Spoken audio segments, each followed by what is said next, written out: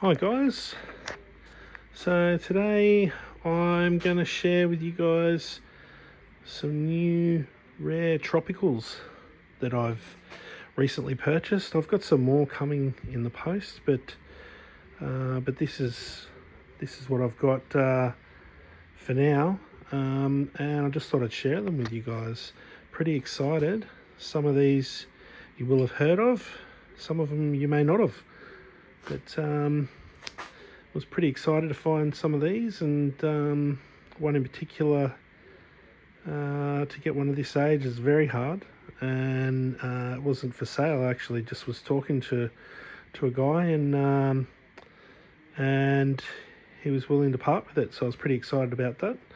But yeah, so I'll just start, I guess. So I recently purchased a red alama, which is not this one here, but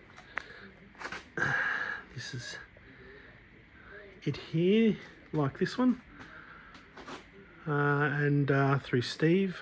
I'm sure some of you guys will know who I'm talking about, but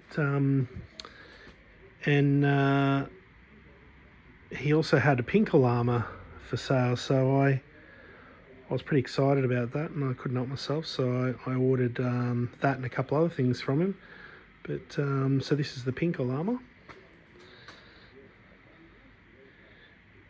and I placed the order and amongst with some other trees, which I'll get to in a minute. But when the order arrived, there was actually a red one in here at the same time, and he actually was saying to me, he's gone,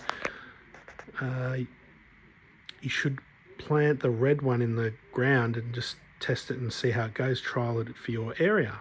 Sorry about the mess in the background. But and I didn't really know what he was talking about until they arrived, and I realised there was actually a red alama in there that he'd thrown in, which was really, really nice of him.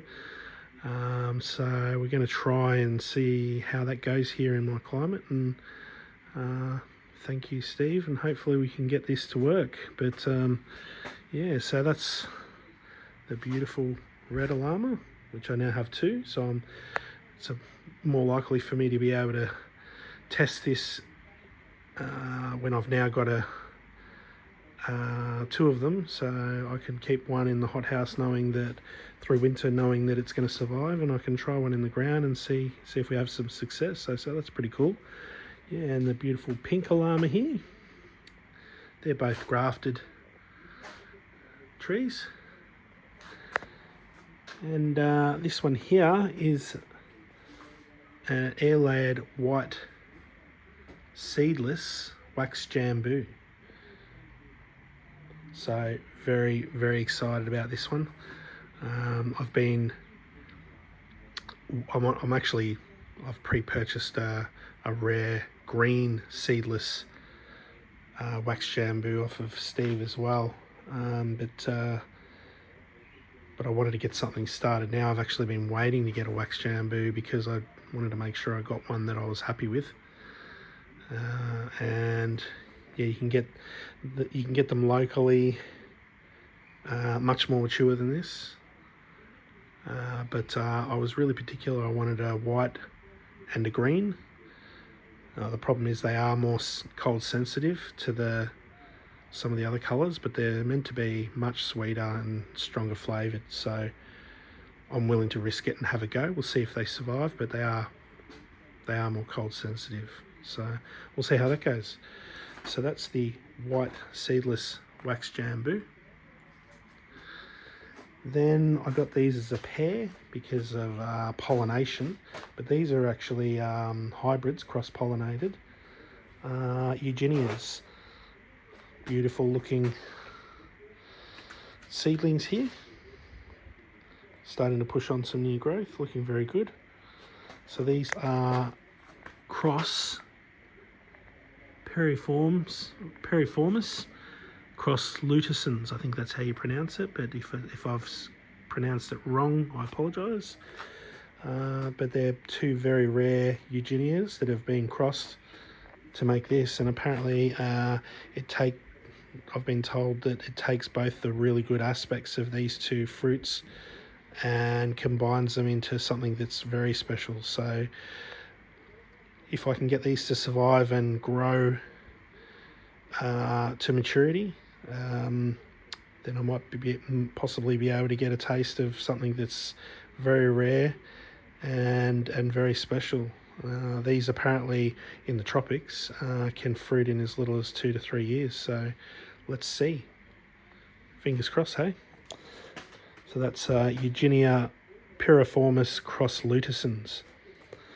And then last but definitely not least is the very special one.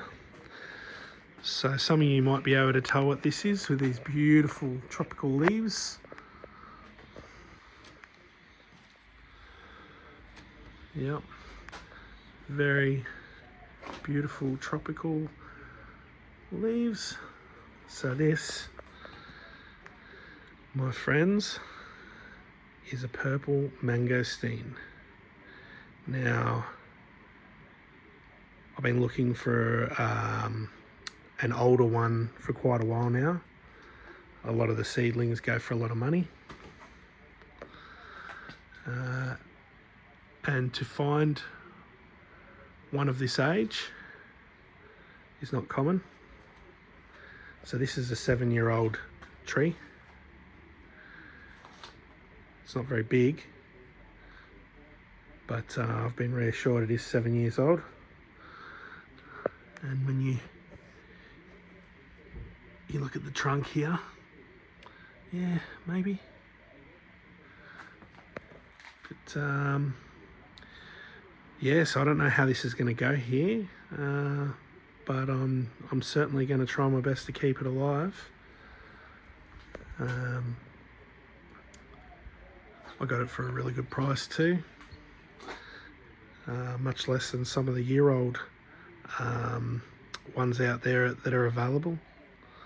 So yeah, purple mangosteen, guys, 7 years old. Very, very nice. So obviously we've got a bit of leaf damage down the base here, but as we come up higher, it's looking very happy. So we'll see how this goes, see if we can keep it alive, and if we get it out of this scoria it's in, or whatever it's in, which was great and all, but it's more suited. I actually do a very rocky mix myself, but I find that this is great for not having to worry about uppotting and all that sort of stuff. Works great, but in terms of getting rapid growth, it's not really the best solution for that. But the downside to that is obviously having to uppot or change soil and so forth because of organic matter breaking down and stuff, you know. So I actually do run in all my wine barrels. I run a very rocky mix with sand and scoria and clay balls and all sorts of stuff. But yeah, with a lot of these tropicals, apart from the fact that the pots just become far too heavy to be moving around in and out of the hothouse during winter, I've found that it's just easier to run them in a rich organic mix, and then they seem to grow faster. And the downside to that is that they have to be maintained a bit more, but that's okay. Once they get to a larger size, they'll either go into a larger pot that doesn't need to be moved around because they can handle the cold, or they go into the ground. So it doesn't really affect me all that much potting them out of this great mix that they're in, but to get them into something that's going to cause, you know, some faster growth. So yeah, so that's what we have for the moment, guys. So we've got 6 trees, but 2 are the same. So we've got the Eugenias here, cross Eugenias, 2 alamas, a red and a pink, the white wax jambu, seedless, and this beautiful purple mangosteen. So I do have some other trees in the post as we speak. Some other rare, beautiful ones that are coming. Not quite as special as these, but definitely special, that I will post as soon as they arrive, and give you guys a rundown of them, because I'm very excited about all these. It's getting near the time where I need to sort of settle down on some of these tropicals, because you know I am jam-packed with space, running out of space. But not only that, as the collection of tropicals grows that can't stay outside just yet, or ever, I'm running out of safe havens for them to go during winter. So I really need to sort of back off a little bit, see how we go through winter, see what comes out the other end, and sort of decide what I'm going to do from there.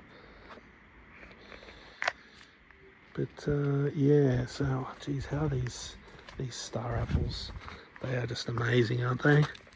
Look at this leaf, that metallic, amazing. So this is a grafted alva, or alva improved star apple, so that'll be exciting. This is a lot of people will say don't bother with seeds and all this sort of stuff, but you know, I've also seen a lot of people that have dropped a avocado seed in the ground and ended up with something far better. I mean, it's a risk, yeah, but I know of guys in non-tropical environments that have seeded avocados or germinated seeds themselves and ended up with an amazing fruit in temperate environments and got fruit within 5 years. So don't always believe what people tell you. The rules aren't always as clear cut as what a lot of nurseries and people will tell you. There is options out there, and you can try things, and that's what I'm doing here, because you just can't get it. And this is actually a Avozilla, or post office avocado seedling. So I'm going to give it a crack and we'll see how it goes. And you know, you never know, it might be better than a post office avocado or Avozilla avocado. It might be bigger, might be sweeter and nuttier and creamier. It might not, but you never know. So let's give it a go, see what happens.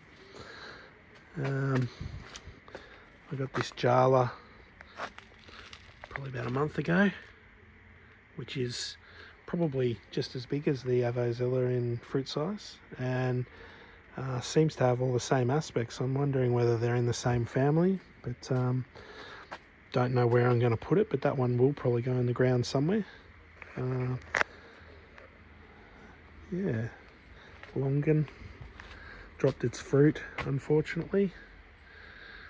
It's flowered pretty heavily, but dropped its fruit. But yeah, and we've got all sorts of stuff going on, guys. I'll need to do an updated tour of the yard. I won't do that today, but we definitely need to probably get out here and do a walk around with you guys. But yeah, all about those rare tropicals today. That's what it's about. And yeah, when the other ones come in finally from the post, we will definitely do an update. Ooh, variegated figs, yum yum. All right, I'll leave it at that, and thanks for watching. Please like and subscribe. Oop. And I'll catch you next time. There goes the water. See you guys.